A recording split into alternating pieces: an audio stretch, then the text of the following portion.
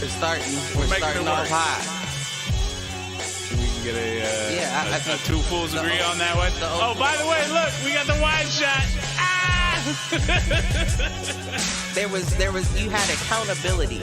Now what I can Now all you need is a podcast and a YouTube channel. No, not even. Where give me the money. Show me the money.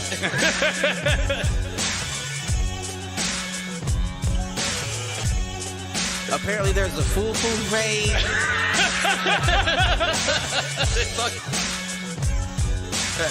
Shoot the J. Shoot it.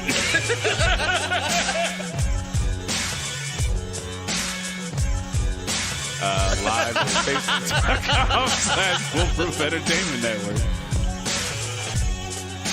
I need you on Twitter. I need you to repost the Facebook pages. To raise a human before I would Trust a human to raise back wolves. before I would trust a pack of humans to raise wolves. Right. I hear you.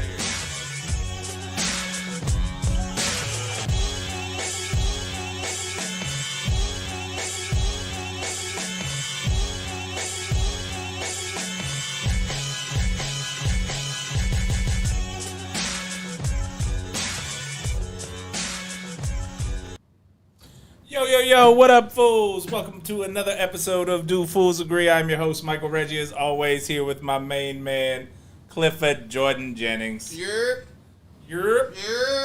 Oh, shit. Here we go again. Here we go again. Listen. Oh, man. How you doing tonight, Cliff? Happiest motherfucking Friday. TGIF. You remember TGIF? I do. There were lots of great shows on Man, TGIF. I used to fucking love TGIF. What were the shows that you liked on TGIF? There's one specific I'm thinking of that I can only think of the set. Family Matters? Of course, everybody loves Family Matters, but no, it's, I'm trying to think of who played in it. I can see this. That wasn't TGIF. No. Parenthood. I don't think so. I think that's the set I'm seeing in my head. Gotcha. I just like Zarya. All right. Fair Listen, enough. From Never Die Alone, I'd have fucked with her even after she got on the drugs. Boy, I was like, I love that girl, boy. That goes back to like me and Brittany Murphy. Listen. I was a big Boy Meets World fan. Boy Meets World was up there for me. I didn't really like Boy Meets World. I did like Are You Afraid of the Dark? That was the only one that Meemaw would watch with me. Because, Gotcha. you know, we had that deal. Right, you would watch. Right, and then after that, it's BBC, it's British television, so it's all Sherlock Holmes, and I did like Mr. Bean, though. Okay. I liked Mr. Bean on the BBC, but she didn't like it that much, but she would watch it. That was not her thing. Right. I actually bought a DVD. Oh, yeah? Just recently. A Mr. Bean Greatest Hits DVD. Because I saw it somewhere and I just felt like nostalgic. Like, right. I get that. I would love to see some of those old ones I laughed at as a kid just to...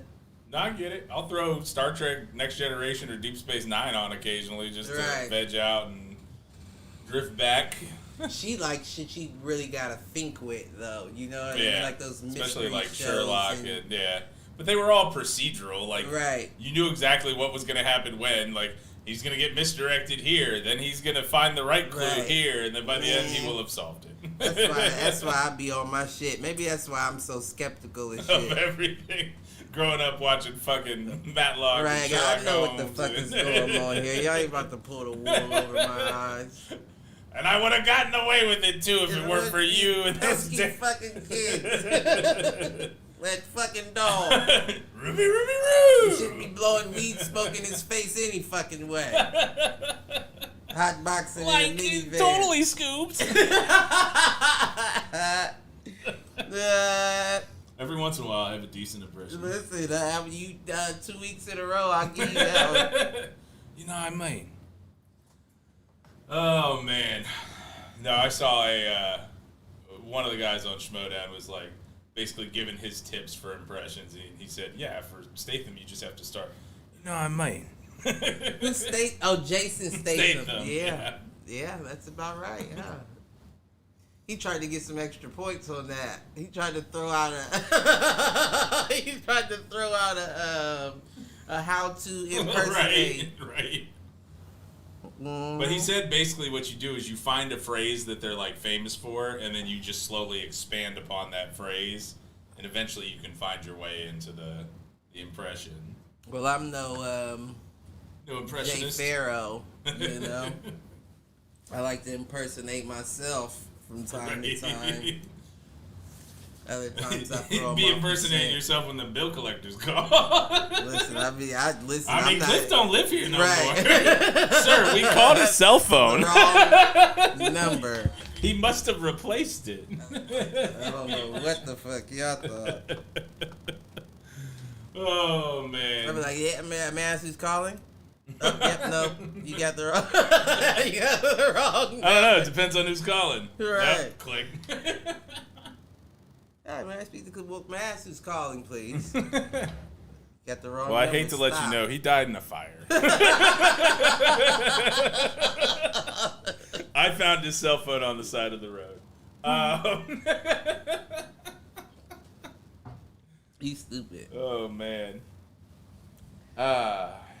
It's been a week, but it's been like it's been a week that feels productive. Like the last couple of weeks have been busy, but they felt like I never got any shit done. This week I made 3 offers on these new positions and they all got accepted by today. So well, that's I'm what's feeling up. good. The question is, did you make the right offers? I think I did. I think we did. I think we ended up in a good spot, and I like the people that we talked to, and at least 2 of them we've got experience with. Like they're internal. Oh, okay, that's what's up then. So, you know what I like? Only Being able to steal apple. other people's good talent. Only takes one bad apple to spoil the bunch. No doubt. You see what J.R. Smith did to that finals with LeBron James. True. Now. Well, and the weekend started off rough last week, or the week started off rough because of the weekend. You and I talked about this a little bit via text. My child decided to put his hand through a plate of glass. So. Oh, right. That's it, but like we said, that's a good learning experience because nothing too serious happened. Right, and it was enough to scare him. But you got a first world experience Right. that shit does. You're not just protected out here. You Right. got to be careful. No doubt. And that was my deal. I needed a lot of that. And even when I got it, it was still like my mom used to be like, I don't fucking get it. Like I don't get Why it. won't you learn? She used to say I had Superman syndrome and all that. Like you just don't think you can get hurt, do you? Well, and I used to be like, yeah. I mean, I know I feel it. I know I can get hurt. It's just I don't think it doesn't bother hurt me. is I don't equate hurt, and that's brings me to my inadvert. Here we go. Not to take the convo. No, go for it.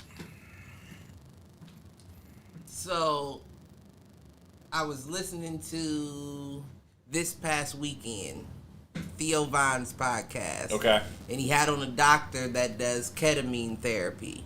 Okay. So I guess this is his words, not mine, and I'm paraphrasing, but I guess back 15 years ago, of course they use ketamine under anesthesia and all that. Yeah. So 15 years ago, they started studying the effects of what ketamine would do to the people that went under after they came out. And basically what they were saying is that people who use ketamine under anesthesia as opposed to propofol or whatever else, they used would recover quicker, feel less pain, use less opiates after the surgery. Okay. And all that. And they were like, we don't understand why for them and not for them. They said what they figured out was that the ketamine was rewiring the people's brains to where pain was not considered painful.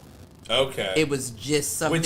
Which is dangerous on a different level, but Expand. Well, because if pain isn't painful, then maybe you aren't addressing things that could be harmful. Right, I understand what you're saying, and that's gonna leak. That what you said is gonna leak into my okay. So the way to do the way the dude explained it was, he said, I have 2 daughters, and both of them I could take them to get flu shots every year, and one daughter reacts like this, ow. Mm-hmm. And the other daughter says, ah! And he said that they both feel the same thing, that needle penetrating their arm, but they equate that pain differently. Right. The one is relaxed when she has it, that's why she feels ow. The other one is all anxious and tense, you know what I mean. So well, and that actually translates because if you're already engaging kind of fast twitch muscles because you're hyperadrenalized, right? Yes, when you're tenser, you're gonna feel more pain. Right. So I guess that ketamine made it to where it was never a freak out ow.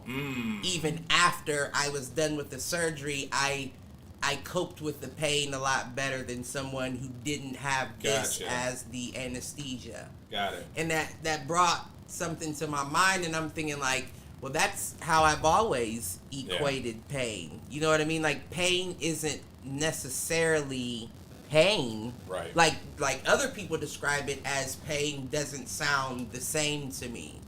You know what I mean? No, I hear you on even that. in my most painful experiences, they weren't how some people would describe getting pricked by, you know, a needle or... So what I would say on that front, and I think I'm kind of in the same boat with you, like, the worst pain I can really remember is, I have 2 instances, and I would put them both at like when they ask you the pain scale, like 1 to 10, put them both at like a 6, tops.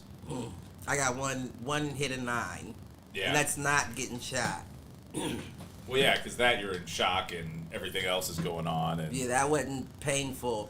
But I do remember when I did get shot, they had to wrap a tube around my kneecap to suck out all of the buckshots and the shit that shouldn't be in there. And they had no other way to take it out but to just pull it. Gotcha. As fast as they could, and my kneecap felt like it twisted turned, or something. like ooh. that was the most painful thing I've ever experienced in life. I can't think of another thing that painful in life. So I have 2, and I actually don't think they're that bad. So the one was broken leg, didn't feel at all because I walked off the field, and it wasn't until I was on the sideline that I realized it was broken. That night, though, that's how my knee was. Because once I got hurt, I stopped drinking water. What do you think happened? Cramped up. Oh. On the leg that was broken. Right. And it was, that's so rough. I broke the bone on the back of the calf, and it was a calf cramp, which calf cramps suck anyways. Right. But when there's it's not a lot of bend to it. No, but you are irritating it by Right. And so it's broken and it's squeezing the brake. That one was rough. The first time I think I ever really screamed from pain was that, and my mom came running back downstairs and was like, "Are you okay?" And I'm like, "My leg's cramping." The other one, this is where I say I put them both at like a 5 or 6. The other one was I got a cortisone shot for basically torn cartilage, torn ligaments in my wrist. Right. Because I fucked my wrist up so many times because of football and shot put, honestly. Shot put was re-aggravated. Probably the one that, right. So I injured it in football, but I would aggravate it all track season, and by the time I gave it enough time to rest, it was time to start football again. Right. So 2 sports in college. You did track to prepare for football. So ended up getting a cortisone shot in it 1 year, and I guess this happens in like 1 out of every 20, 1 out of every 50, something like that. It crystallized. So the cortisone shot crystallized basically inside the joint. Yeah, I've heard of that. And it only lasts for like a day or 2. That shit hurt. I bet. That was something where it was like, and I have something irritating pain. And there's nothing you can do about it. Right. Like, so those 2 were probably my 2 biggest pain memories, but there's still what? probably only like 5 or 6 on the and pain you know scale. what? And I still got more here, but that may equate why I don't consider pain that way, because when you think about it, like that issue right there is, and I'm not saying by any means it's the same as crystallization in my joints, but the issues that I do deal with from the buckshots being still stuck in my knee it's a constant thing. Right, because once they wedge their way in somewhere, I'm sure, like, it's a constant pressure. Even putting my knee on a flat surface, like getting down on my knees on the side of the bed or something. But after a while, it becomes normal to where I don't even acknowledge it until I aggravate it, and then I'm like, oh shit, yeah, you touched that a little wrong. Damn. But it kind of lets you. It kind of dealing with that kind of lets you know that when they say that cliche term, the pain is only temporary, it truly is. Like, even if you're gonna suffer from this pain for the rest of your life, this is only temporary though. Because eventually your body will adapt to it and realize that's just a normal thing, and it's cool from here on out. Well, it's funny you say that, because I go back. So I think we talked about this a little bit in the fall, where I fucked my back up after deadlift or after something. Right, I remember exactly. And I was in pain for probably a month and a half. Those were the 2 months. home shows that we did. Right. Yep. And so I was trying to think, like, at what point did that stop? And did it really stop, or did I just adapt to what that new feeling was? And I'll still get it every once in a while after, like, a long, like, walk or run.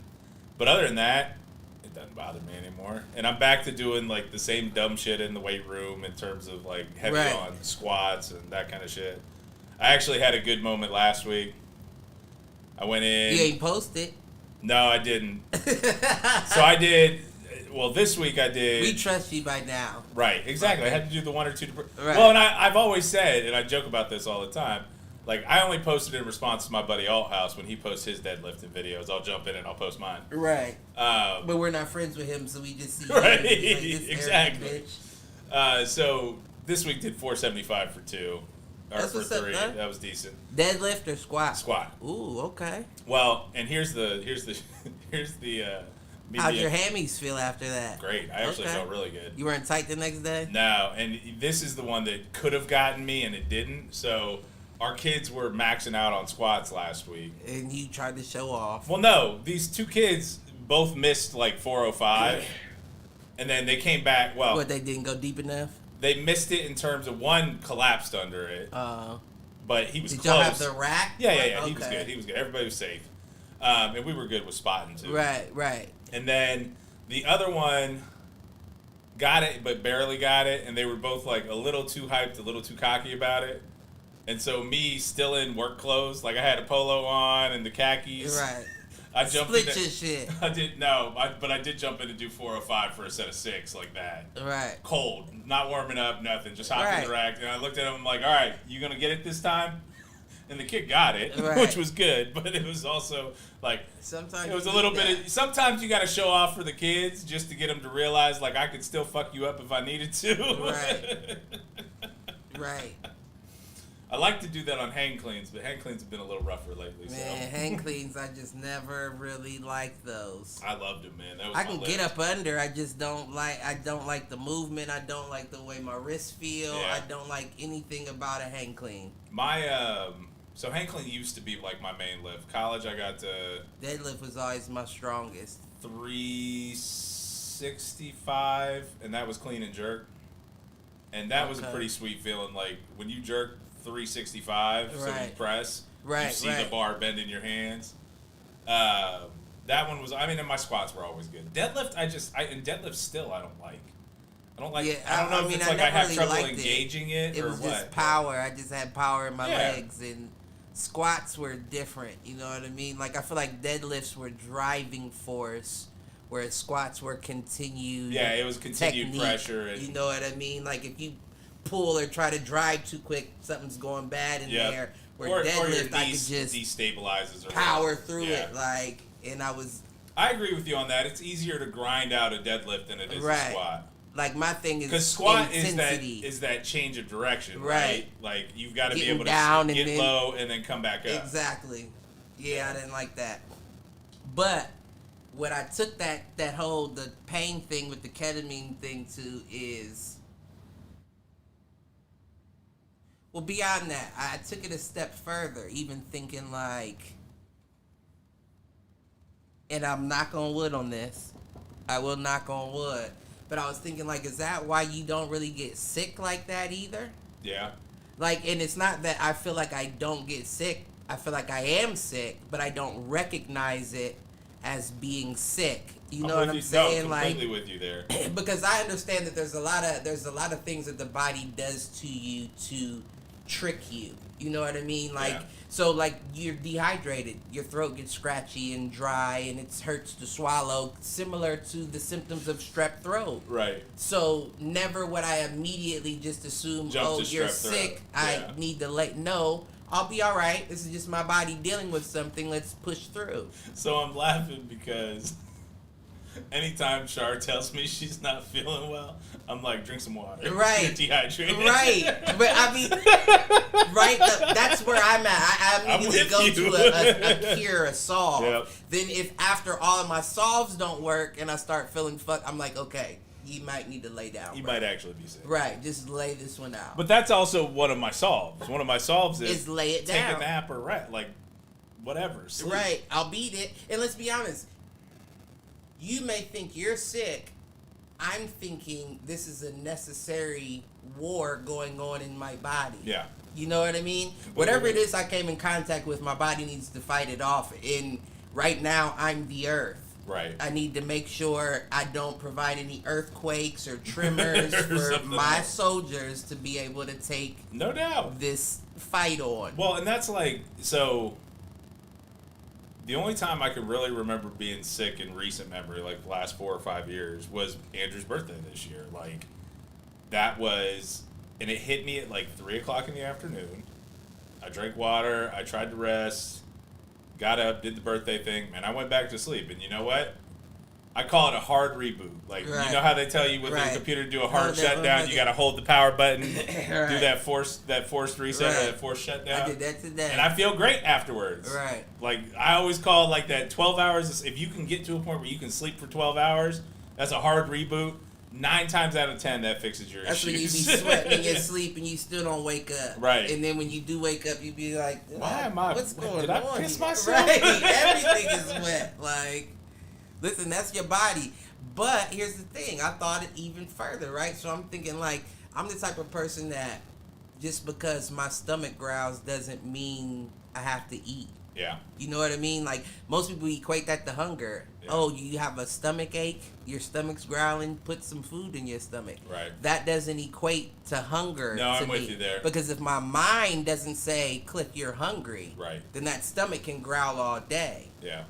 Because it's the same. I eat out of boredom, so. That's different, though. That's different, though. Because I do that as well. But I'm saying, like, thinking like that, like your stomach growling, you have to put food in it, is the same way of thinking that my dick gets hard, I have to put it in something. Wait, that's not true?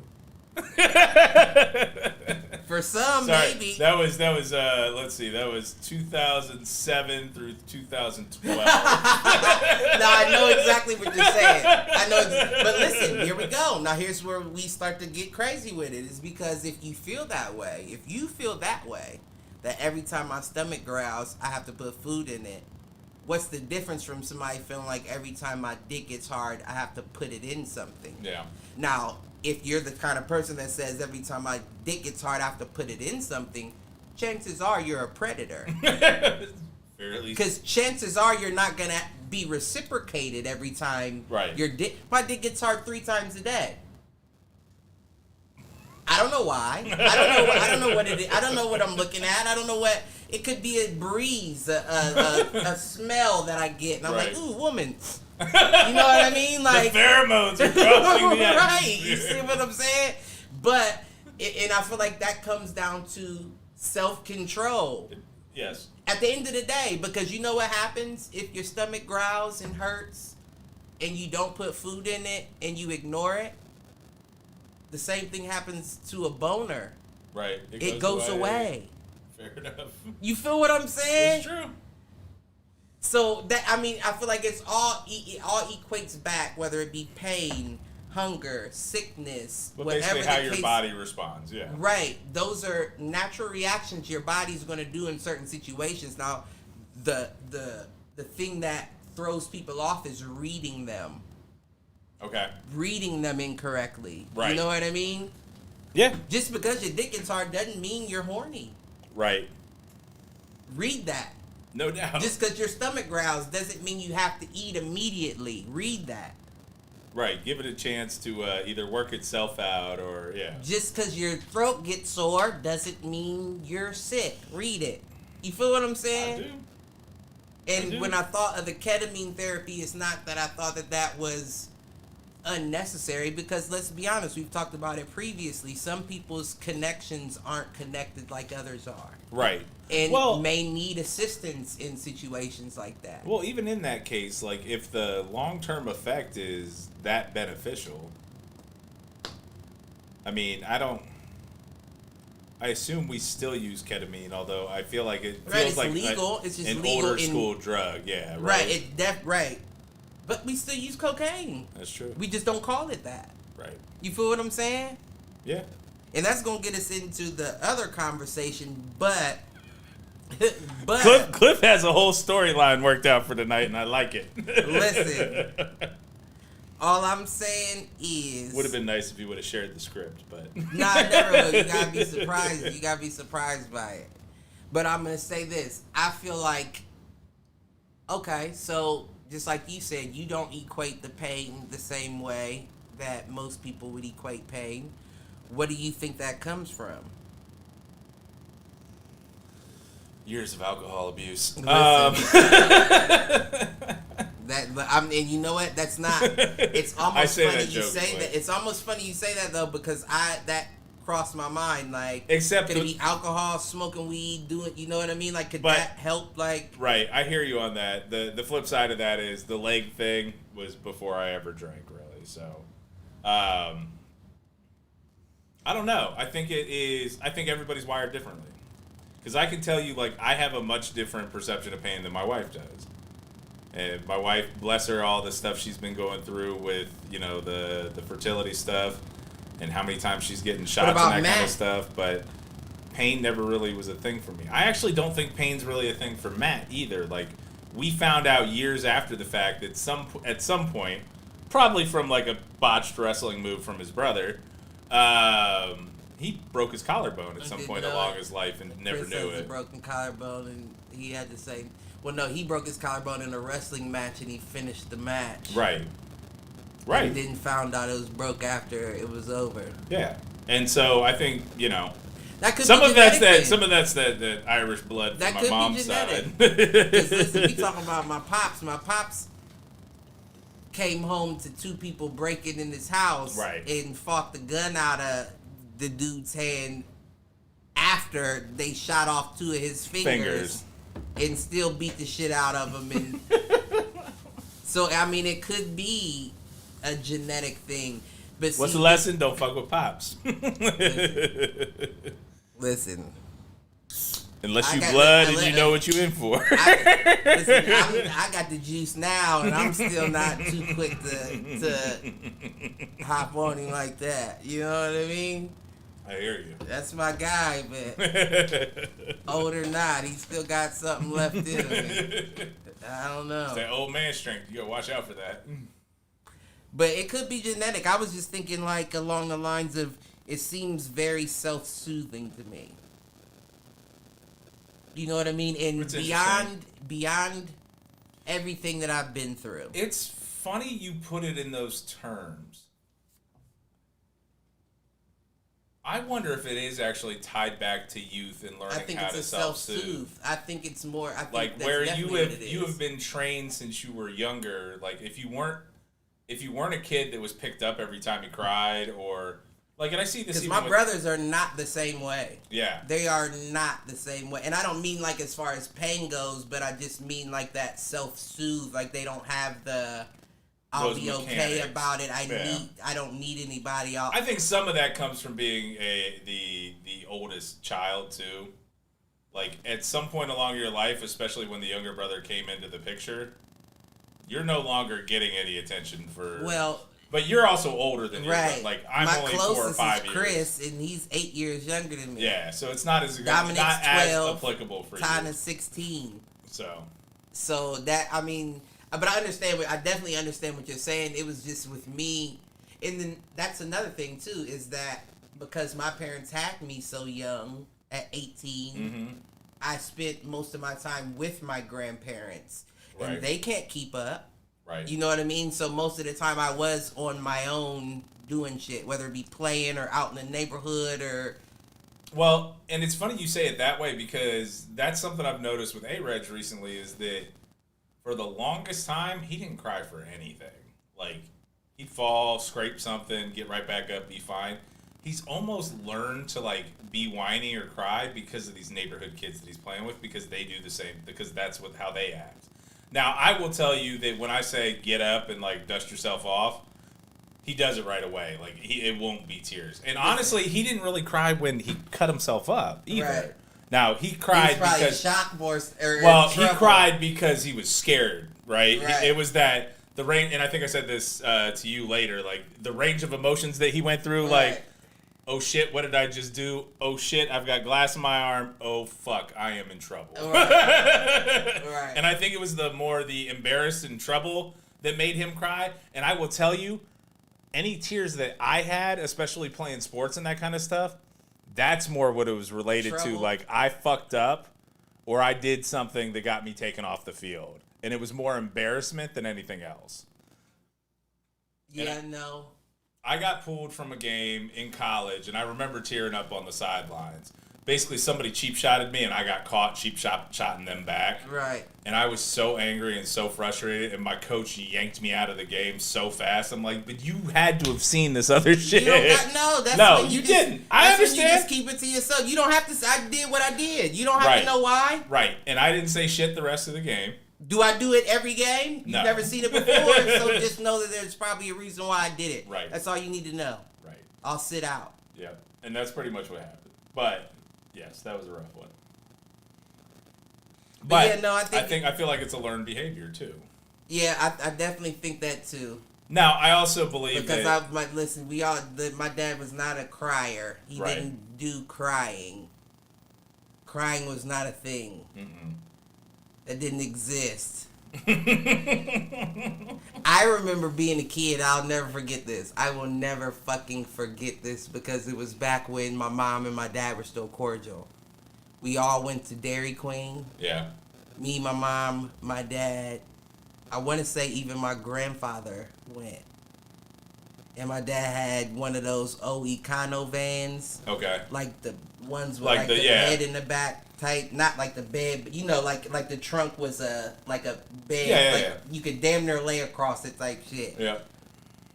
And I remember we got back from Dairy Queen or whatever, and I had like a slushie or something, and I missed the step coming out of the truck and face planted in the driveway, and I started crying, and my dad was like, "You ain't hurt, like shut up." And I was thinking to myself, like, I'm not hurt. I'm pissed the fuck off. I just dropped my fucking slushy everywhere. And you're thinking that I'm crying because I'm hurt. I don't care anything about the gravel in my face. Who's going to take me back to Dairy Queen? Another slushy. Nobody. I wanted my damn blizzard. I was just so pissed that it was just like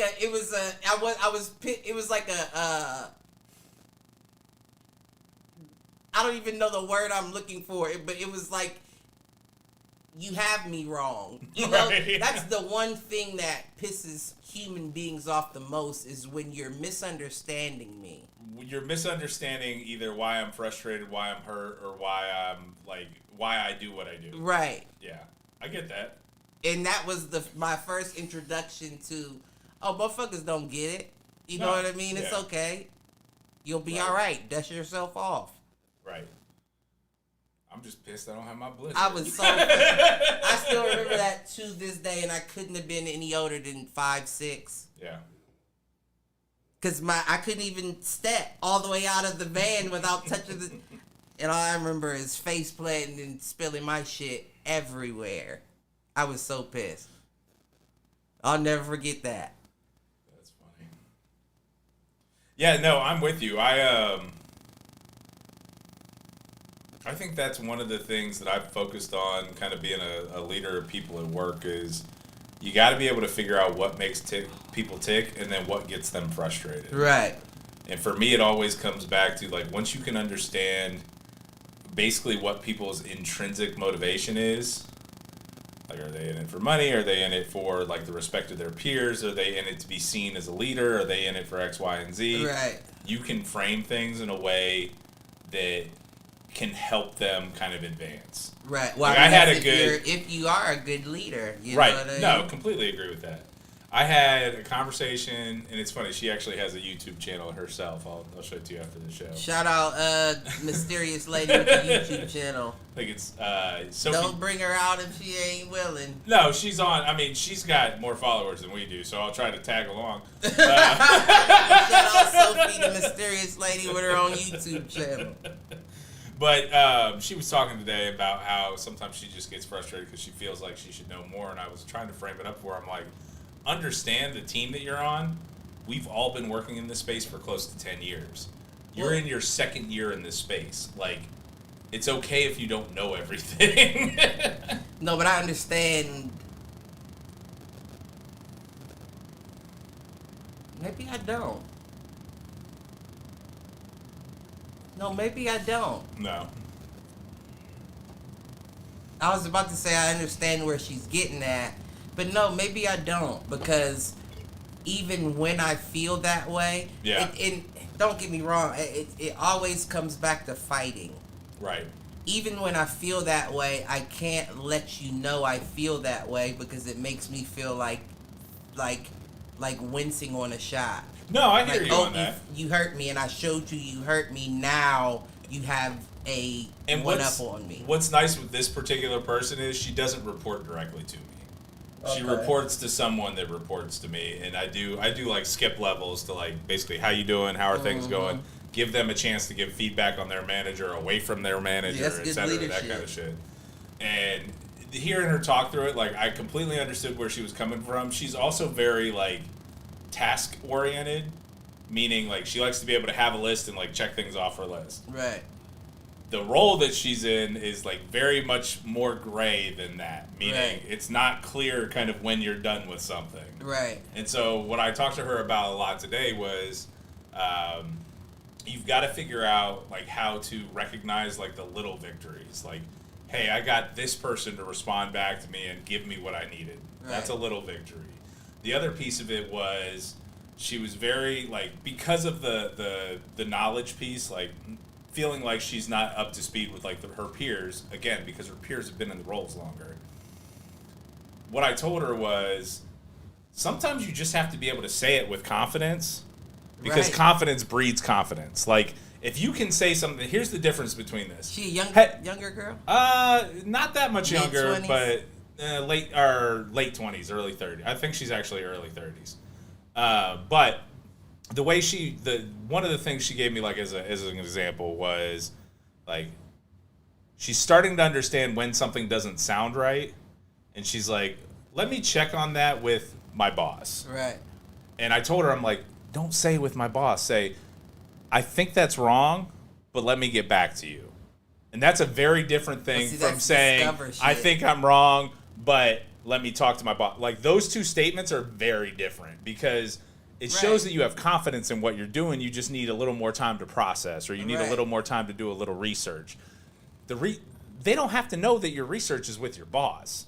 And that starts to breed confidence in you as an associate, being like, yeah, they marked us down for shit like that on our calls when you said shit like that. Let me check with my manager and that kind of shit. Like, it's like, which is funny, because, like, used car salesmen or car salesmen, it's always, well, let me go talk to my manager and see what we can do. Like, it's bullshit. I'm like, no, you're not talking to your manager. You already know what you're going to fucking do. Right. You know the lowest you can go right now. You know what your threshold is. And for me, when I walk into a car dealership, it's I negotiated this price before I came in. I'm not paying $1 more. Well, let's get the fuck out. And you're absolutely correct. And let's keep it a buck. You know me too. I'm also operating on the low end. Right. And that's one thing that I know every car lot has. So the moment I feel like you're on some, let me try some bullshit. I'm cool. I'll be back. I'm going to Sandusky or I'm going down to Riker. Right. Yeah, we're good here. And they be like, oh no, we're good here. That's one thing. You've actually got one by you that I will cut my nose off to spite my face. I know I will get a worse deal going somewhere else, but will go there because I don't like the way you handled me. I hear you. I hear you on that. I don't give a fuck if this is gonna cost me down the line. I'm not about to deal with this from you. I mean, honestly, that was my most recent car buying experience we bought my wife's car at Dick Masheter over there on Hamilton, and I bought mine from Reichert. And it was because Masheter fucked things up multiple times. I had to go back to Masheter like 4 times when we bought my wife's car. I bought my car, and I'm not going to say from where, but I thought a couple times about calling the little homies to go shoot up they lot. Go mess they lot up. Don't let them sell nothing on that street. Without having to replace all of the glass. Right. I was furious. And you know how they play it like they're just not playing you. Right. And all I can see is the paper, but the paper says what you're saying. Right. Until I take it home and I'm like, oh, that's not right. That's not what we agreed to. That can't be right. You just said that you did an oil change and a tune-up and it's telling me 60% on my oil. What the fuck is going on? You changed my tires, but I have a slow leak in my back. What the fuck is the problem? It doesn't sound like they changed the tires. I was furious. I was about to call the little shooters. Like, hey, I need a job. I got a job for you. Oh, man. That takes me back to the bicycle situation. Dude, that bike I bought, I think we talked about this a couple weeks ago. Did you buy one? We need to buy one. Didn't we say we were going to Yeah, I bought one. Waiting on you. Are you really? I mean, I have a bicycle. You didn't buy one when we talked about it? You it wasn't too long after that. Okay. I'll get one and I'll ride over and we'll ride. But because I do need to get back in shape. I tell you what, it doesn't have any of the parts that it came with because... So, I don't know. I explained to you, like, the tire situation, right? The tires came and they got punctured en route. I didn't even know you had a fucking bike. So, bought the bike. Bike got here, and the tubes were punctured. I guess, and honestly, it wasn't really their fault. Like, whoever... You buy it in a box? It came in a box? Yeah. What happened was whoever stapled the box, the staple went through the tires. And I figured that out because never have changed a bike tire before because I was young the last time I had a bike. I don't think I've ever changed the bike tire. I know how to do it now. We can work through this. But when I held it underwater to basically see what it had, like it had 2 small holes like this far apart. I'm like, it was a fucking staple. It was a fucking staple from the box. You was motherfucking CSI. So I did that. They actually sent me new tubes. You know, this tube in the bathtub. Right. Like, this is all from YouTube videos too, and it's because one of the people that works for me. I was like, he's pretty handy. I was like, you've done this before? From? Amazon. Okay. But you know, I need a special bike because of my knee. I hear you. So I gotta go to the store. Actually, go. Right. So tubes came, or no, they sent me new tubes. They were actually cool about it because I told them, I'm like, look, this was damaged in shipping. Not your guys' fault, but like, what am I supposed to do? They sent me new tubes. Great, fix that. Amazon did, or the people that the seller through Amazon. Right, Amazon was like, yeah, call them. Pretty much. A week later, or no, 2 weeks later, Andrew and I are riding our bikes over to the elementary school near here so he can go play on the playground. I gotta go get my bike so I can ride with you and Neff. Yeah, and then the fucking pedal snapped off. I'm gonna have to get it had completely bike too. Then, god damn it. It had completely threaded like the crankshaft spoke off for the mean. Pedals. So like not the opposite of stripping it, like to where it like loosened it to where it cracked and it wouldn't. Yep. So that happened. So I had to replace the crankshaft on it, which that was a new experience. You have to buy like a special tool for it. Luckily, it wasn't expensive, but it was like $15. Bought new pedals because the pedals were too small anyways. You're the bike guy now. You're the bike automotive. It keeps going. So the next piece was it came with this like seat that is literally like this narrow. Nah, man. I bought one of those big fucking like saddle seats. Gotta have that. So that bike has no original parts on it anymore. Right, but you got an AR-15 it's ready to ride, bitch. You got an AR-15 lowrider bike. I'm gonna get one of those chopper bicycles next. Yeah, I gotta get biked up. Now I just gotta figure out like a place to actually ride. What do you mean? I mean, there's plenty of places. The world is our oyster. A good spot, or like what I'd like to do, and what I think I'm gonna do with Shar and A-Reg over the summer is Char's teaching summer school, and Andrew's just gonna go with her and like do classwork, like 3 or 4 times a week, just so he has shit to do. But they're gonna ride their bikes in the morning. Don't have him be one of them. No, I hear you. But I mean, let's face it. You and I went to summer school our whole. I went to summer school because I had to. I understand. And so does no, A-Reg. you're talking about like the summer program. The camps or whatever. Right. Yeah. No, I thought you meant like summer school. No. Don't have that boy going to school all year round. No, and honestly, from a school perspective, we found out like he's pretty solid. He scored 98th percentile in reading and 99th percentile in math. So luckily, he's gotten his dad's ability to take tests and academics. They was trying to bump Karma up a year ahead of herself. I said, that definitely ain't come from your mama. I don't care if you're watching. Didn't get that from you, and that's a fact, Jack. Oh, man. But yeah, so he and I think, are going to start to ride a little bit more and just little shit. Well, I'm about to be with y'all. I'm gonna do that. And I mean, if nothing else, like especially like you and I, like.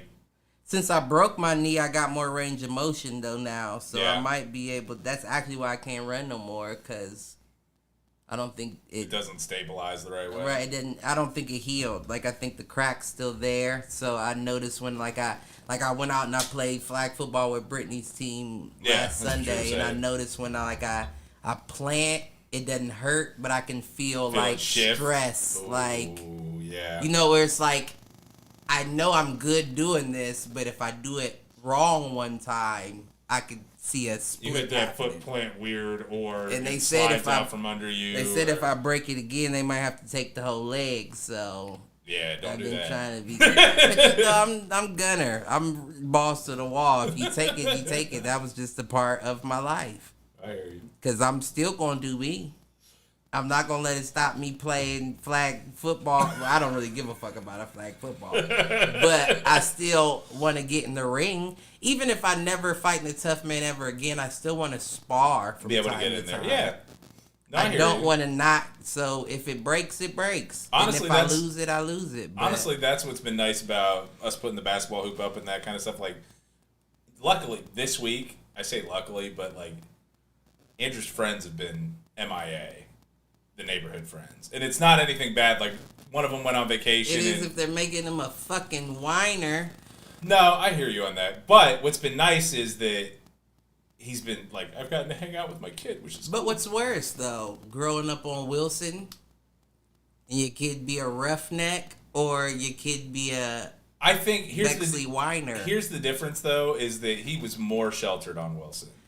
Right, like he because gets a of wet, the area. Yeah, exactly. Right. But the flip side is he didn't necessarily pick up any bad habits from friends either. Right. And honestly, I think that was kind of my deal growing up. Like, if I had been closer bad to... habits, whining. I'd rather you sell drugs than wine. I'm just playing. But a piece of me feels is like, not. What the fuck? Like, are you a bitch, boy? And honestly... It's not that bad, but it is something I know what you mean. It's one of those things we got to keep an eye on. I'm being myself. I ain't going to tolerate this here. shit. Right. But I'm not tolerating that shit. I be telling Karma, though, don't let these little motherfuckers around you get you in trouble, because you know you're not that. You're not that. Yeah. And they can be that. Right. But you still have to come home here. Right. Don't let that get you fucked up. And it's that whole code switching, right? Like, Char talks about that all the time with A-Reg, and like code switching between his friends, his family, us, like his parents versus his grandparents, like all that shit. I don't code switch. I corporate switch is the only thing. If you pay me not to talk the way I talk, I'll talk how you want me to talk. But out here, listen, when the motherfucking clock goes out and the people from my job get to see me at the bar, right? Because they do that. When they used to do that, they'd be like, "Oh, yeah, okay." Well, that goes back to that's not I've told customer you this. service clip, is it? You and I have had this conversation in the past. There was Mike, who was just kind of laid back, chill. There was Michael, who was the good student, the good, like, could be prim, proper, professional, all that shit. And then there was Reggie. Well, you know what's and Reggie's the one that grew up in the hood. Right. And, like, it would come out when he drank. And people would be like, your like whole accent changes when you drink. I'm like, that's because it's who I am. Right. You know it's I'm rich, bitch. Listen, but you know what's funny is I feel the opposite. I feel like the reason why people, I can't all say love me. The reason why people respect me is because I'm the same way always. I hear you on that. Like, so even like the upper management, like the vice presidents of the companies, like, Cliff, what's going on, Cliff? You a cool cat. You know what I mean? This is like a white dude in a Tesla, like, because I'm like, just stop being with your geeky ass. Stop being geeky with your, you know, and he'll be. I hear you. And I like that relationship. I don't want you to handle me with kid gloves. I hear you. I want to give you my personality so you know how far you can go with it. And I think. And I like it when you throw jabs at me. Like, poke fun right. at me and I'll poke fun back. I don't want you to feel like that's actually that's the problem. Little black kid over there, the little roughneck. Don't do that. No, we're cool, right? I thought we were. So you're a punk. I'm a punk too. What's good? God damn.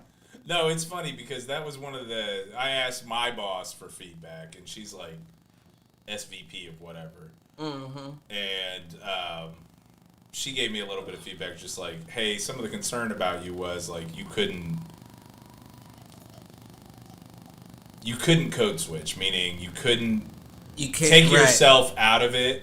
You couldn't break yourself away from being a peer to being a leader. Right. And so I will tell you that some of that's driven out of you in corporate culture, but the key is how do you maintain authenticity without going overboard, right? Well, see, this is, and it's funny that you say that because I do, at the same time, I do want to change conversations, but it's funny that you say that because I don't consider that to be code switching.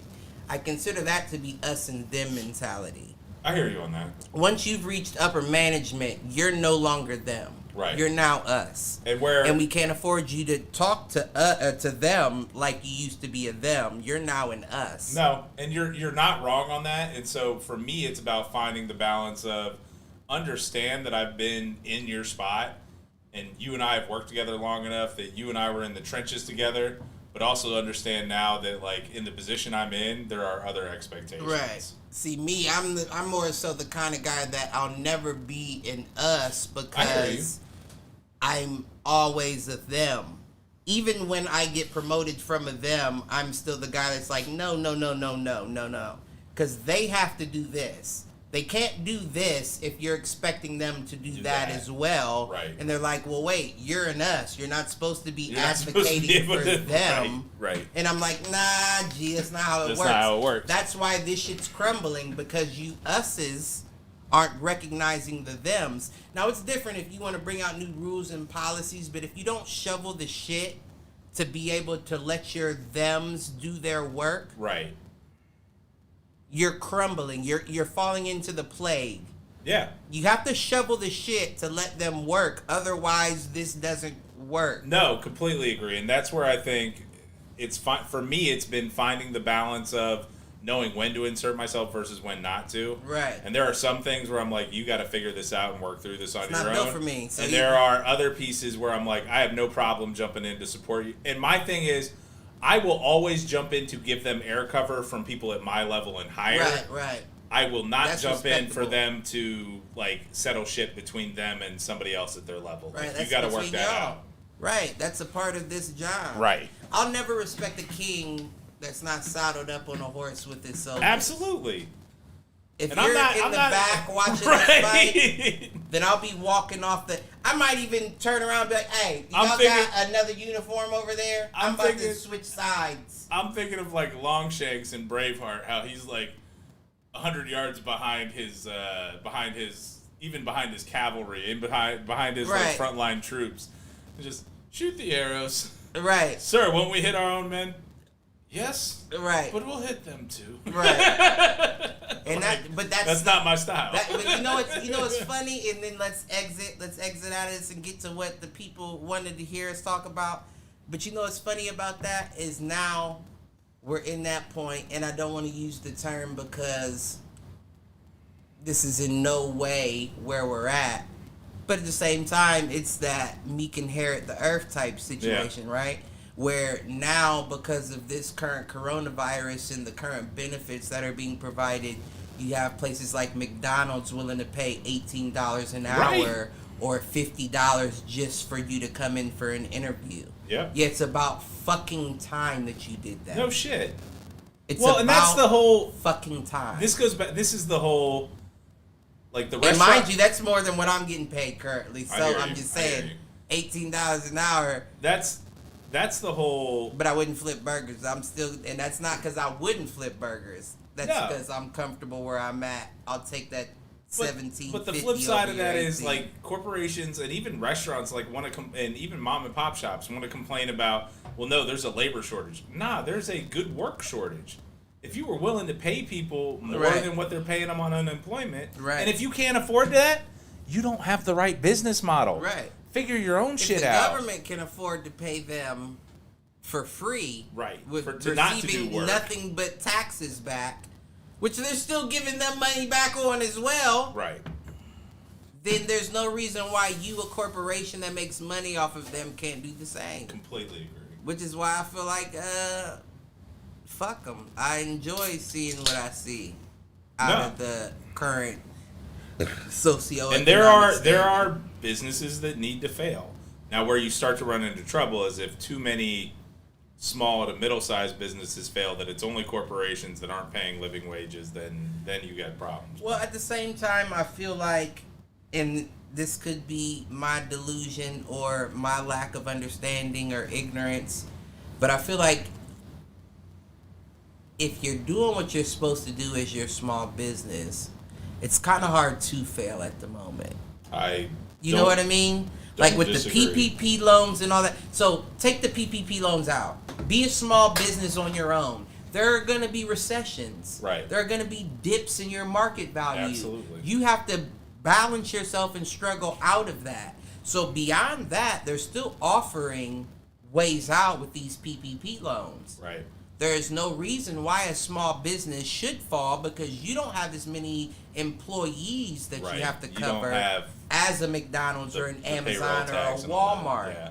So I have no empathy or sympathy for someone that's crying about that because that falls down to bad business acumen. I agree with you, and that's one of the things that we've talked about it a lot at my company around. My company has done very well through recessions and through this pandemic. Right. We were dipping a little. You said that. We were dipping a little before the pandemic. You have said that. But our basically business continuity planning and disaster recovery planning and all of that, tip top. And guess what? Most good corporations are prepared for an economic downturn. Right. What I don't get is the companies that get bailed out during those economic downturns. Like, they need to fail. Let them fail. Right. And they're always the big spots like Chase and like, what the fuck? Right. Like Chase? You talking about Chase Manhattan? Are we talking about like 1950 or like 95 Chase Manhattan? Like, why do they need a bailout? Yeah, they're a monopoly. Right. Right. Listen, but that's where we are. You know what I mean? Like, but fuck it. Let's switch the topic. You want to switch topics? Yeah, I would actually like to piss and then switch the topic if possible. Where we at? I mean, we're right at the hour mark, so that makes sense. Let's do that. All right, so we're going to take a 2 to 3 minute break. We'll be right back here on Do Fools Agree.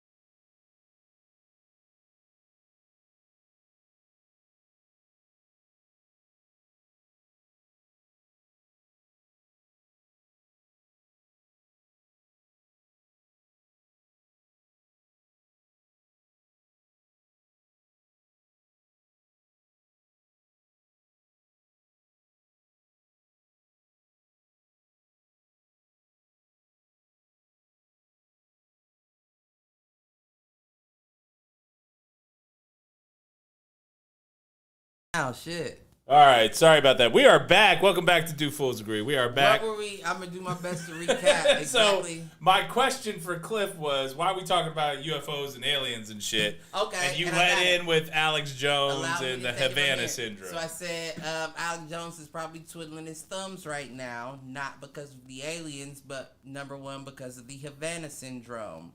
Now, Mike said he didn't know about the Havana syndrome. Correct. What I said was, probably about 4 or 5 years ago, I had a specific conversation with someone who I do not remember. If I did, I probably wouldn't say their name anyway. But I can't remember exactly who it was. And we were talking about the genetically modified weapons to where they could target people with a common, like, bacteria or cold. But people with a specific genome would suffer far worse consequences. Right. Where everybody else would have the sneezes and a runny nose, you would die from it because it was targeted for your specific genome type. Now, there's also something called the Havana syndrome, which everybody thought to be a frequency weapon, something that would change the frequencies around a specific person that would, you know, alter their... Which is also where I made the comment about, so you're talking about like the brown noise from South Park, which is the certain sound on a flute that makes you shit yourself. Right, yeah. I didn't know anything about that, but knowing South Park and brown noise, I figured it would be something about stained underwear. I'm 12. Anyway, there has been two Cliff is the mature and responsible one on this show. Yeah, you would like to think that. There's been 2 recent cases of the Havana syndrome happening in the White House, specifically behind the White House gates. Okay, so what is the Havana syndrome? So the Havana syndrome is a specific, they call it, like they explain it like a cone, but they said it's not a frequency, it's microwaves. Okay. And microwaves shot in a specific location where if people walk through it, they experience dizziness, nausea, loss of memory, vomiting. It basically ends up in becoming brain damage. If you're in that area for so long, you become brain dead. Which makes sense. With microwaves, it's basically radiation. Right. People that usually pass through it just get sick and they get over it. They feel queasy and get over it. Right, but the people that are stuck or targeted by it end up losing themselves. Okay. So that was one of the other weapons that was talked about when they were talking about the genetically modified weapons for specific genomes. And I was explaining this to whoever I was talking to, and they were like, that's conspiracy theory shit. Yes and no. They have, they use that kind of shit in riot gear today, like sonic weaponry. Now here's my thing. Concussion weaponry. Now here's my thing. If I myself had that conversation at least 5 years ago, and we're just hearing about this now, it's been going on for longer. As well as aliens, as well as all that. You feel what I'm saying? So I don't know what's going on specifically at this specific point in our existence to where, let's be honest, for lack of a better word, the devils feel comfortable releasing information. Right.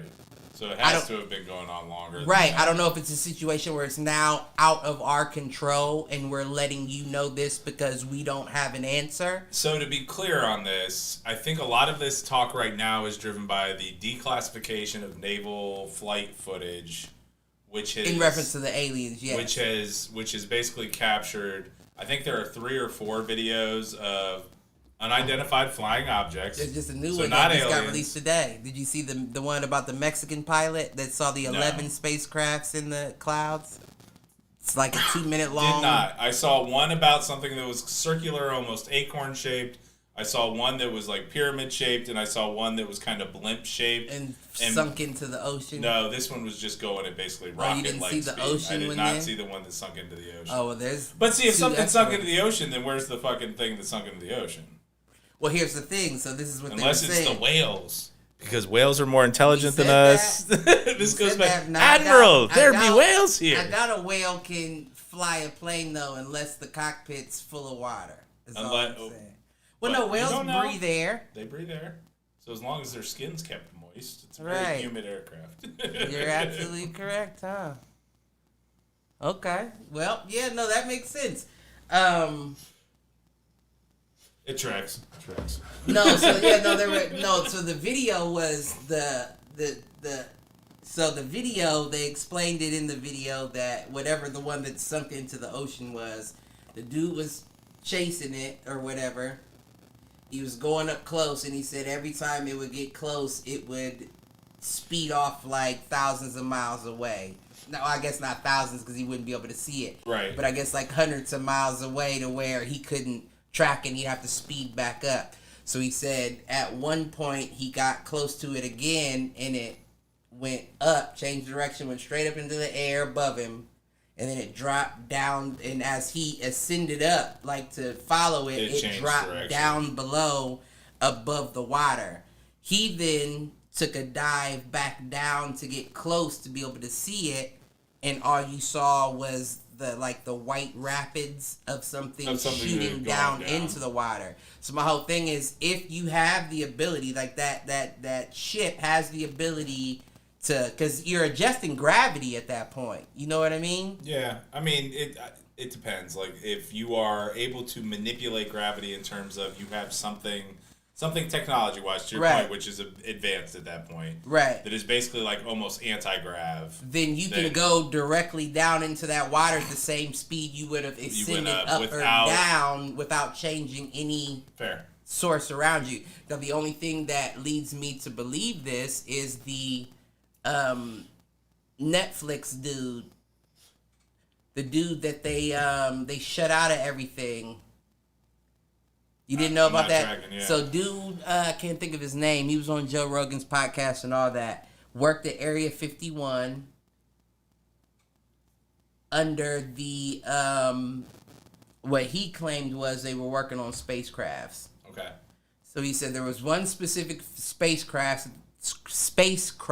that they could not access because it had a barrier around it. Basically, the idea of like a shield. Or... Right. So they couldn't access that barrier. Now, what they found out is that barrier didn't not only act as a barrier, but it manipulated the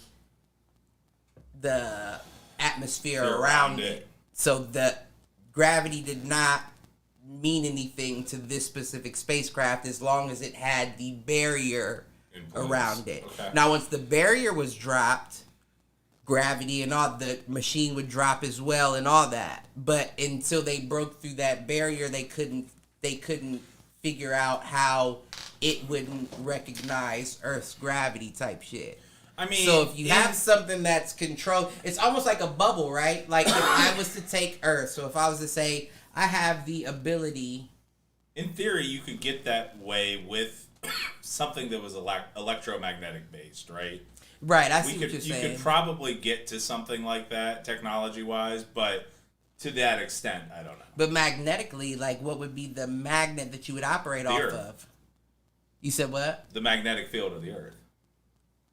Which would essentially be gravity, though, right? Yeah, you're right. But at the same time, if you're leaving the atmosphere, you're leaving that magnet. True. Right? So what is the barrier but once you're out, then? Right. What does it do for you then? Right, because there's no guarantee that you have that same magnetic field on that planet that you're going to. That's fair. So how do you know that you can then sink down in the ocean? Well, but I think that goes back to, are you sure it's extraterrestrial in nature, or is it somebody that's advanced here on the Earth? Well, like, see, unidentified flying object does not implicitly mean extraterrestrial.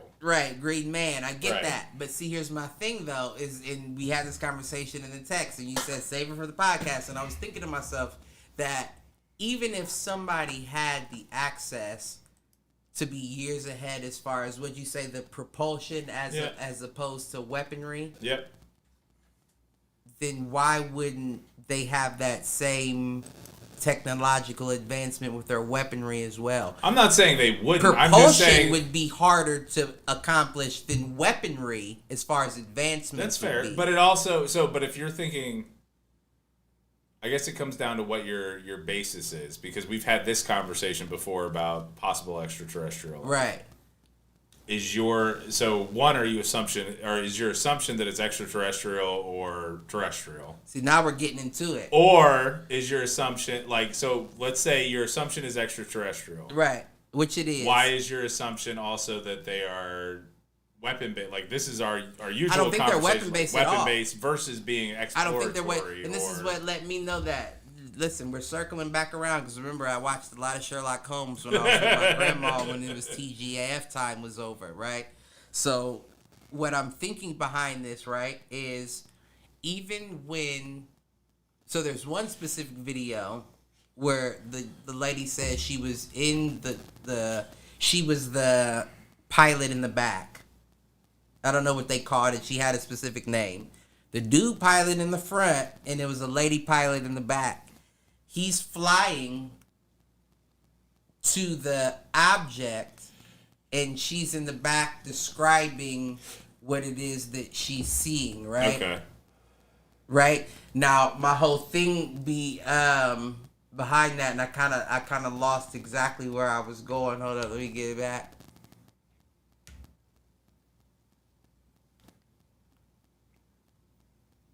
Okay, this is exactly where it was. So she said she felt uncomfortable flying so close to that aircraft because the ship or the jet that they were on was not armed. There were no missiles on the rails. There were no guns on the ship. There was no nothing. So immediately my Sherlock Holmes mind thinks like, okay. So why did you feel threatened? Not even why did you feel threatened. Why did you feel comfortable going up to it with knowing that you didn't have any weaponry on you? Which led me to believe that, like we've always talked about, they've been here. Yeah. You've had conversation with them as the government of the United States. And what I'm thinking in my head is something has gone wrong with your negotiations. So to me, that feels like a big leap, but all right. I mean, no, it does sound like a big leap, but at the same time, with all the things, like I've said, that's been declassified over the past couple of So your assumption months, is we've seen these things before. They're declassifying videos from as far back as 2000. Yeah, no, I agree. And I did see all that. And there is some sort of Senate hearing on June 6th to specifically talk about this. So my whole thing is this. If you've known about it since 2000, we know that... But that doesn't mean we've made contact either. No, but we've definitely investigated. Fair. We've definitely investigated. So what that tells me, right, is our investigations didn't lead to enough information for us to confirm, to nail down what it is that they're here for, if we have not already made contact. Now, the fact that you have now chose to release declassified information lets us know that your investigation has gone nowhere. Right. You haven't been able to find out what you expected to. So you're almost at that point opening it up to the public. Over the past 21 years. So now it's a situation where it's like, let's warn them because we don't know what they're here for. Right. We thought we may be able to figure it out over these 20 years since the 2000 video that we saw. We haven't been able to. It's probably time to alert the public that this is now... In case some shit goes down. Right, and now it's considered a security threat. It's a threat. So, this leads me to believe that the next time that we run into those orbs in the sky, you're going to see somebody shoot a missile at one.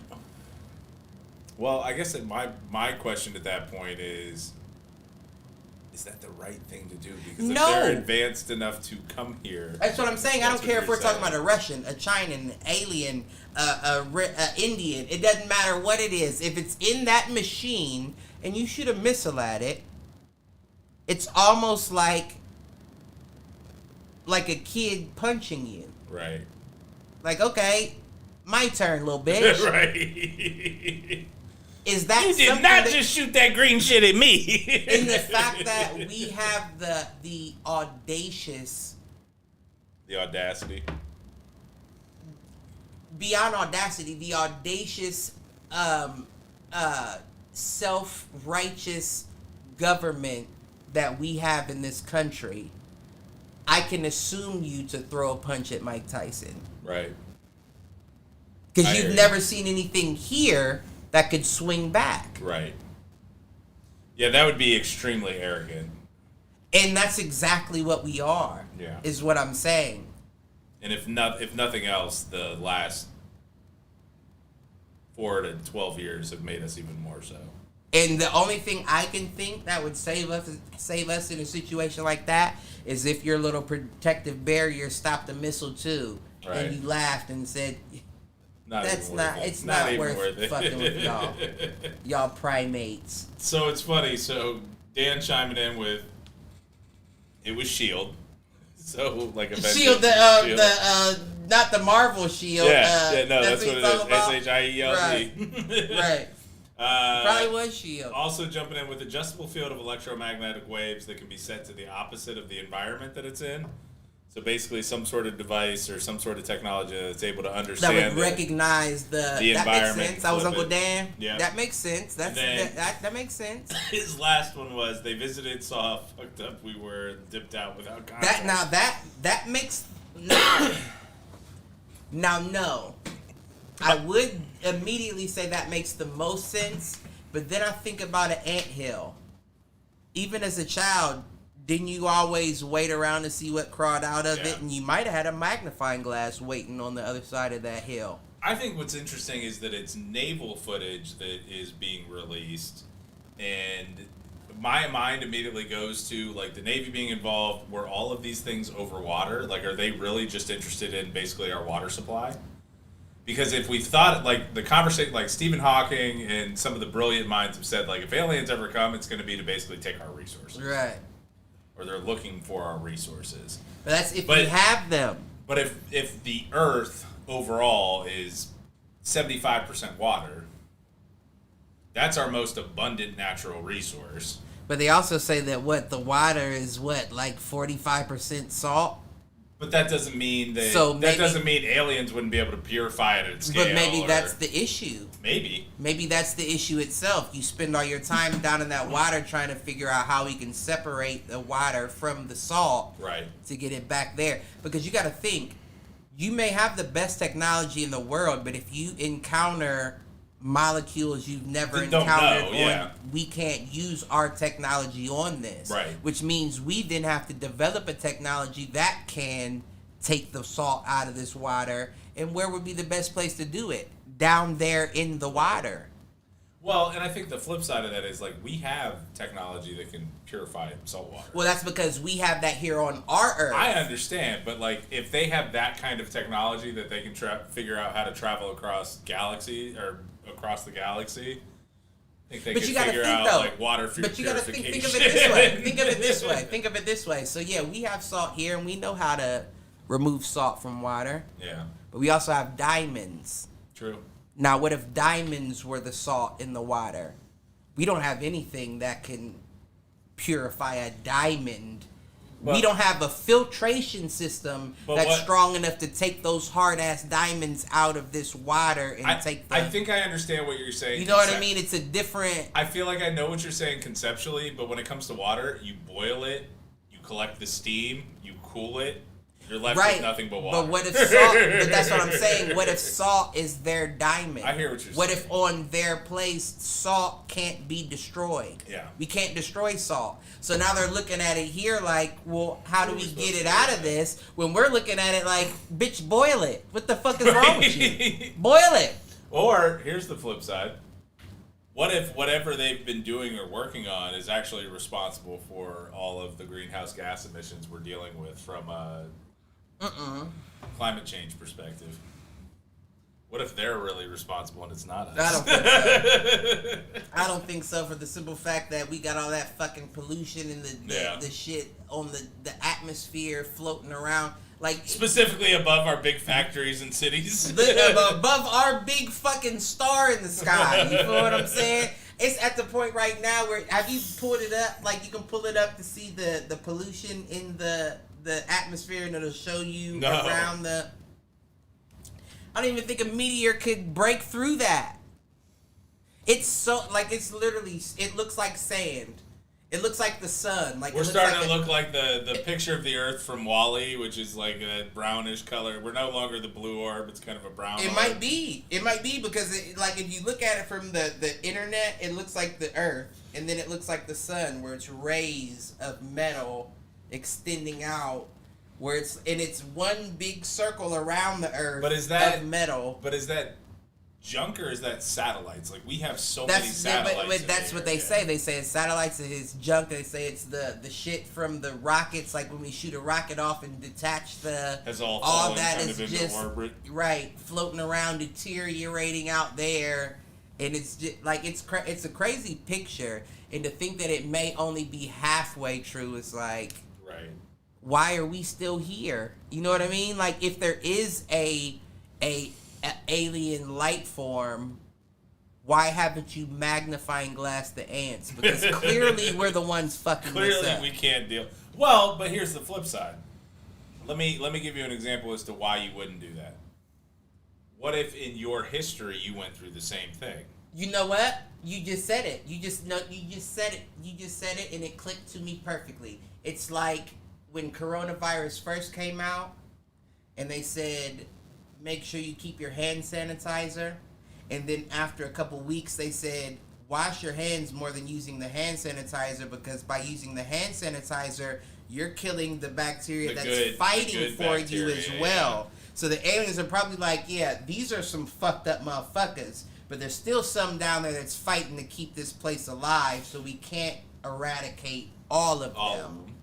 Because then we're hand sanitizing our hands. Right. We're taking all of them out, and we have to live here for thousands of years to make sure this.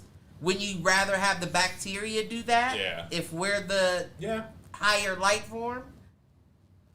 So that makes sense. It's kind of the similar way, like, it's almost like killing yourself. You know what I mean? I'm sure the Earth could kill itself right now if it wanted to.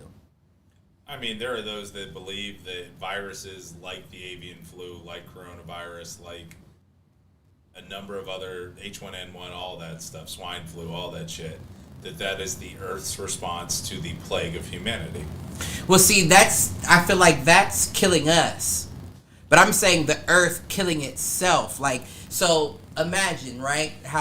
But I think where I struggle with that is the basic function of all life is to continue living. Well, listen to me. Because remember, we talked about it before when we said the brain is closely similar to the solar system. That fucking pop filter's right. Us, ain't it? It's all right because I don't pee a lot. I don't pee a lot. But we talked about how the brain is closely similar to the solar system, right?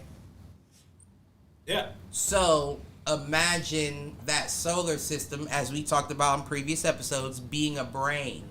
That would mean that we are the molecules inside of that brain that keep that running, right? I'm tracking, yep. So killing itself wouldn't be creating diseases to kill us. That would be more so like hand sanitizer. Killing itself would be like putting a bullet through your head. You feel what I'm saying? Like the Earth manifesting an earthquake big enough to take itself out, and then all of us are done. There's no help or safe for us. All of us are done. But right now, it's noticeable that the Earth is still thriving, trying to work with us to stay alive. Right. And we don't have anything that's necessarily saying, stop, let's stop. You know, we got, what's her name? Greta. The little 15-year-old girl. Like, what the fuck? Like, we don't have nobody else that's like, let's actually care about what we walk on. Right. Just because there's tile on this floor doesn't mean that there's not living earth beneath it. Yeah. And right now we're at a point where we're looking at all of these things happening and wondering why. Well, when you think about it, it's the same as like when your parents give you a credit card. Not saying that my parents ever have. My first credit card just got a couple months ago. My parents never gave me a credit card either. I got my own. I'm just saying, though, as an analogy, your parents give you a credit card. When you fuck it up, what do? They take that credit card away. Right. Now, that credit card isn't our Earth. That credit card is our privilege to control it. Yeah. You feel what I'm saying? So if there is another life form that's watching us fuck up our credit, they're not going to take our life away. They're going to take our privilege to control it. Okay. You feel what I'm saying? I think so. Which makes me wonder, What's their end game? Not even what's your end game. Why do you see the Havana syndrome, and why do you see it happen in the White House?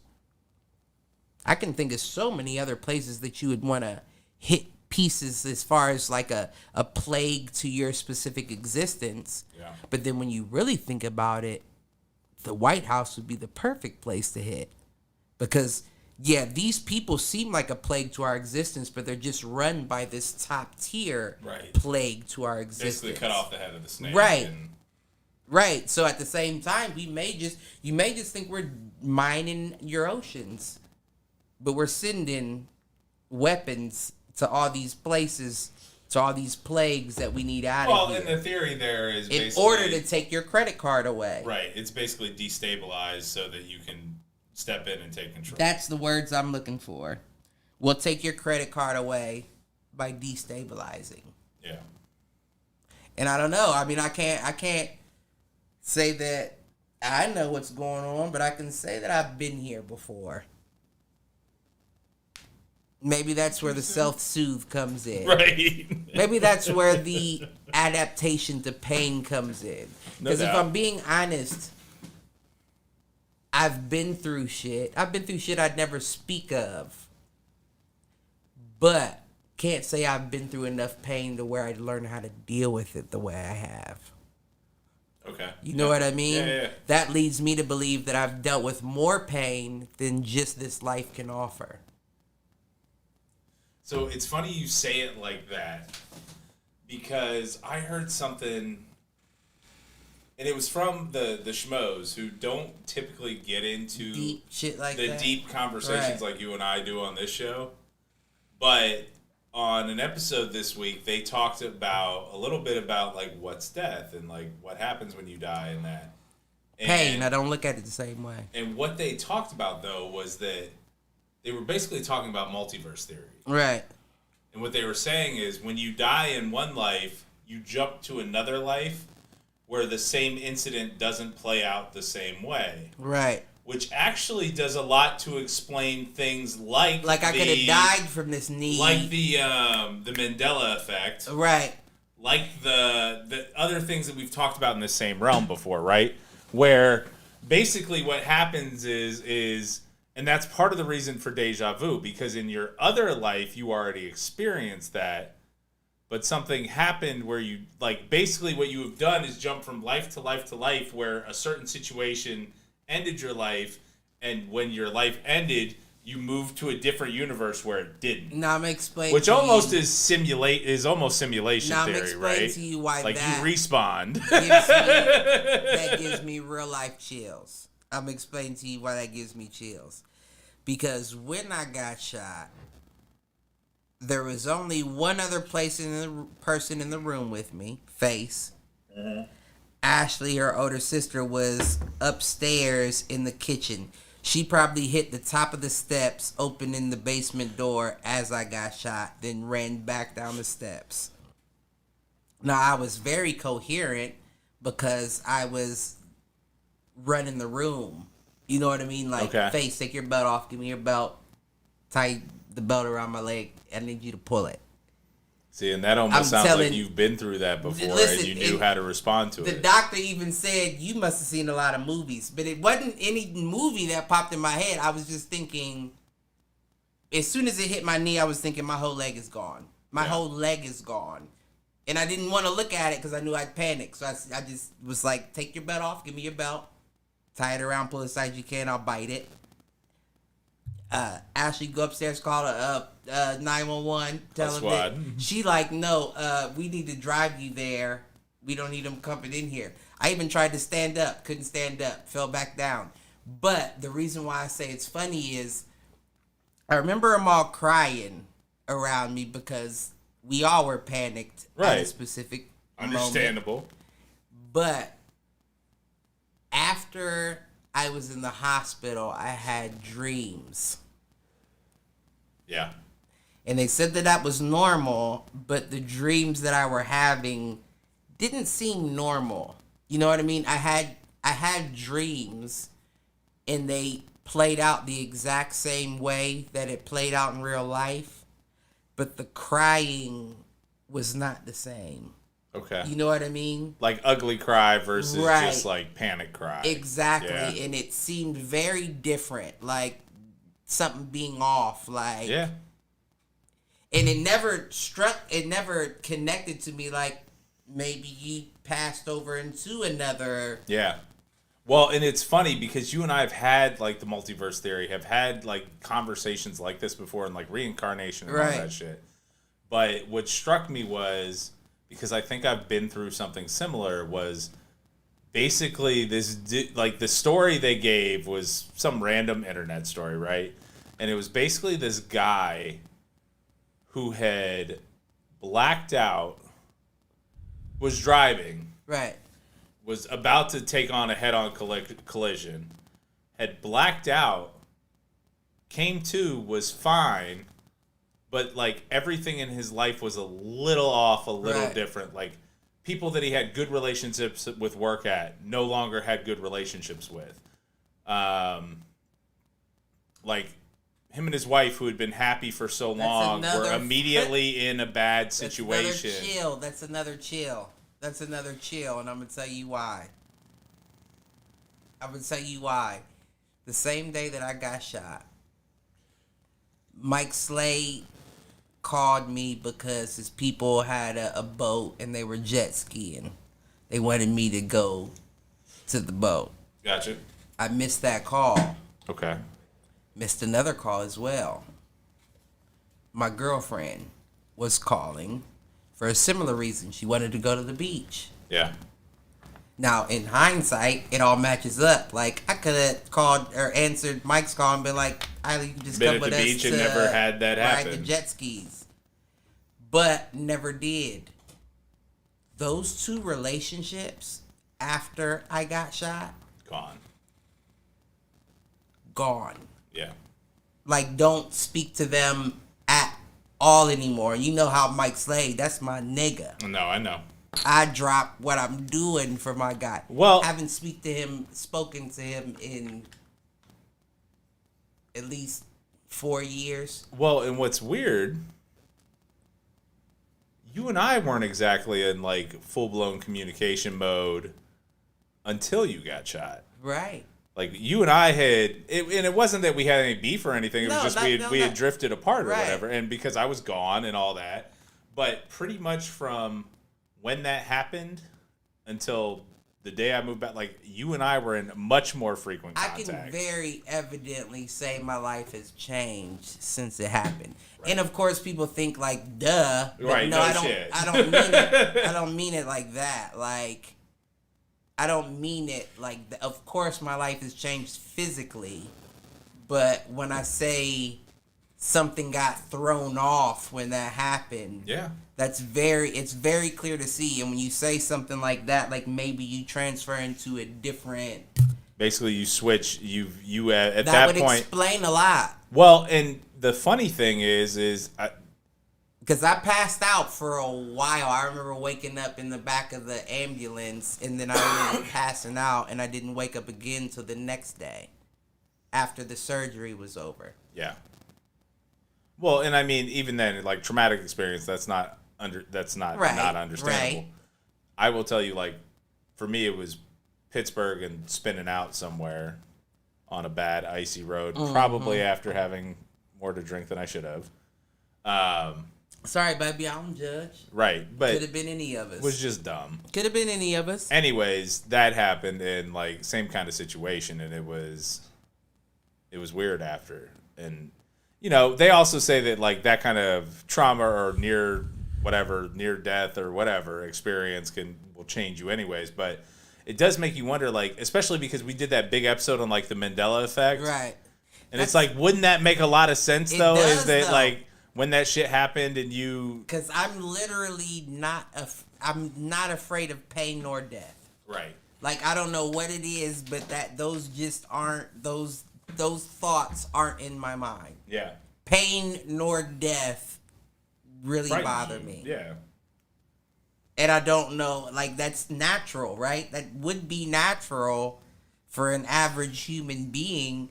unless you've experienced something that the average has not experienced. And I don't think that getting shot is the average, like above average experience. Right. Niggas get shot every day, B. In the words of Cameron, niggas get shot every day, B. Get over it. But yeah, it was. I'm glad we got to this tip because that would have been my inadvertent thought, and we didn't get to that, and then whatever you said that triggered that, it was like that is very apropos in terms of, because I do think it filters into the conversation. It does, and I think it actually explains a lot. It does. Like little things that you remember differently than like people around you. I think this was a deep episode. I think we might have to put the boost on this joint. We might have to check it out. I'm gonna have to give you some money. I don't know if we talked that. I don't know if it was that interesting, but and again, I think it's probably more interesting for people that know us than it would be maybe for strangers. But at the same time, the conversation around like, is that what happens when you die?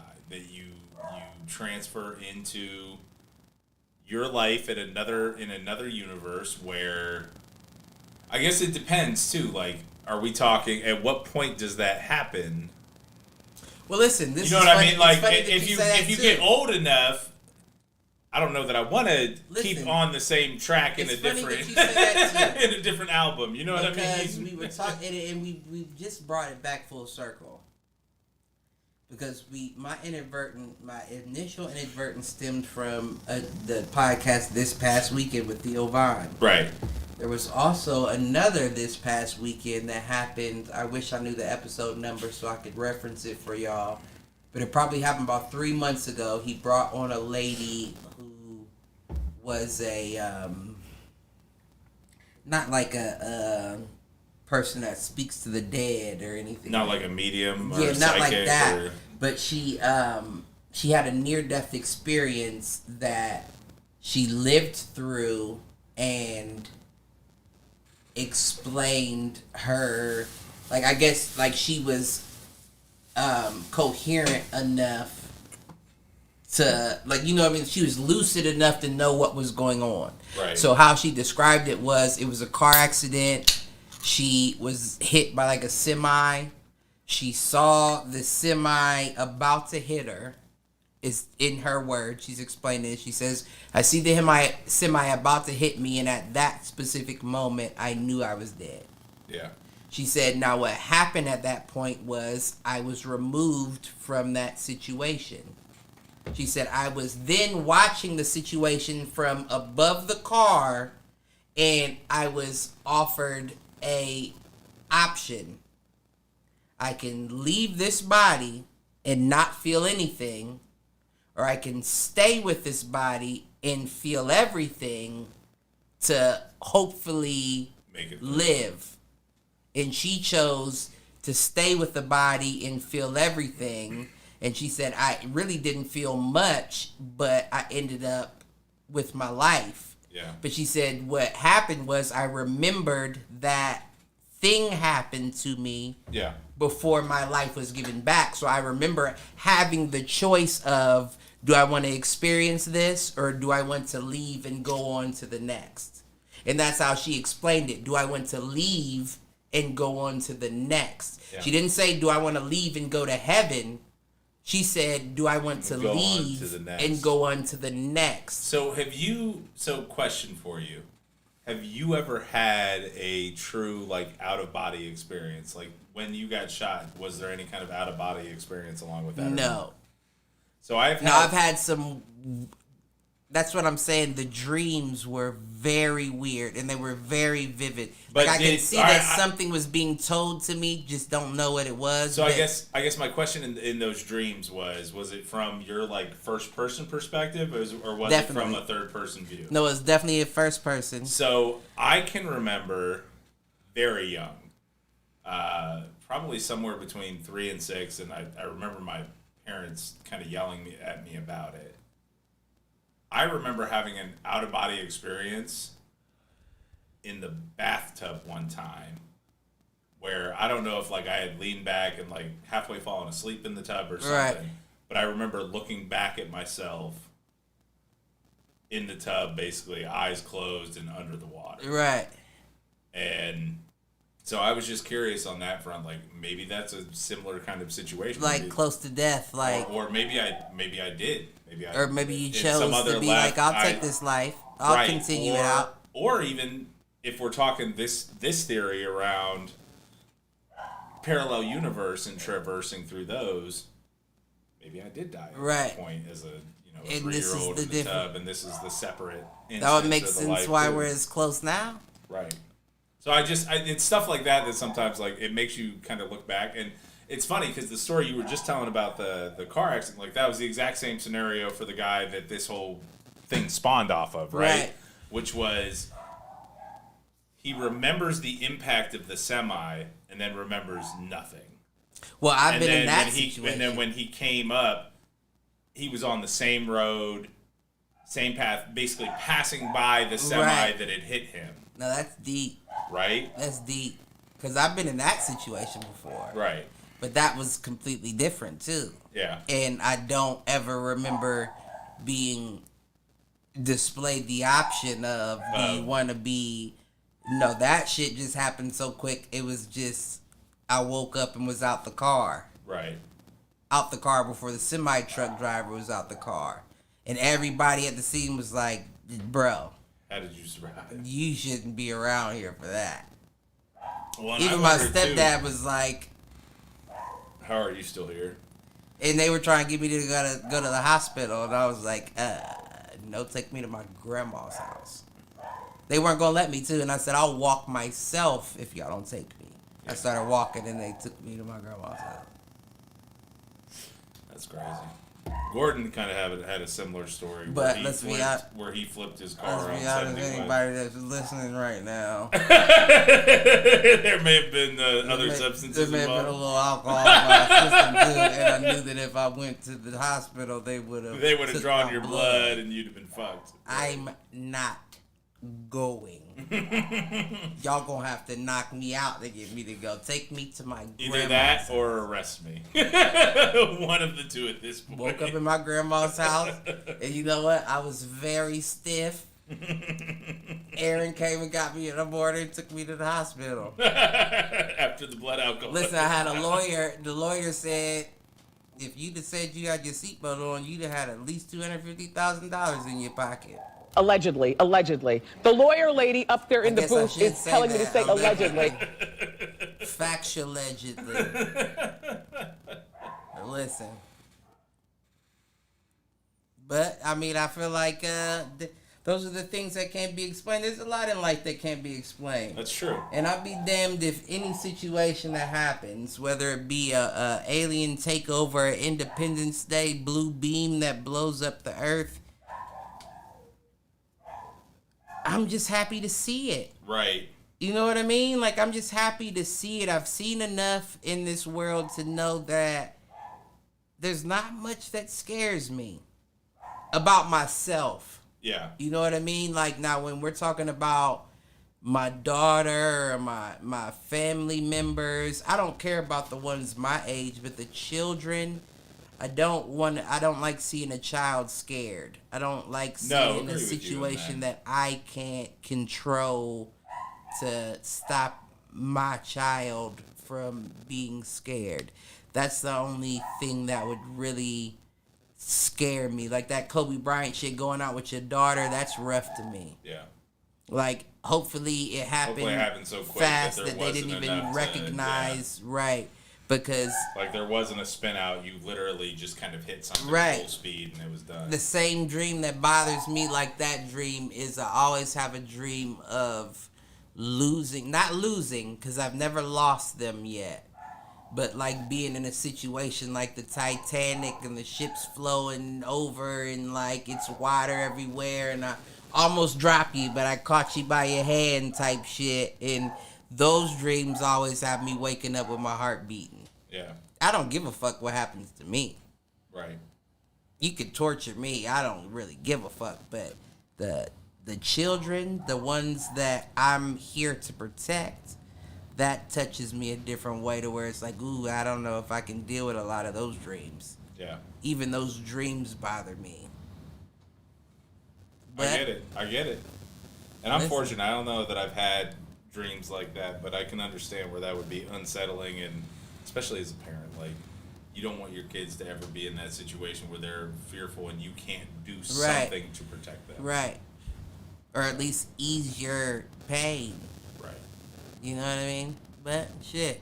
Hopefully the aliens can. There you go. Save us from these devils. No doubt. Well, we are about at 2 hours. You want to close out on this topic? Havana syndrome for all. Or do you want to... For all that needs it. We love you. We love everybody except for the ones that get the Havana syndrome that don't deserve it or do deserve it. Right. The ones that do deserve it would be the The problem. ones that don't deserve it, I feel like... maybe you do. Right. And with all that, this has been Do Fools Agree. Do us a favor. Check us out at Foolproof Net on most social media platforms, at Foolproof Entertainment Network on Facebook.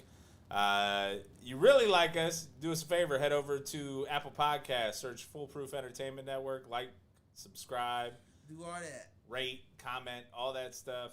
All 3 shows. We will have 2 new episodes of Mind to Body Understanding dropping this weekend. Obviously, hit the showers tomorrow night. And as always, I've been your host, Michael Reggie, with my main man here, Cliff Jordan Jennings. Thank you all. We appreciate you. And love your mothers. Peace out, fools. See you in the next universe. Love them again. Twice, maybe.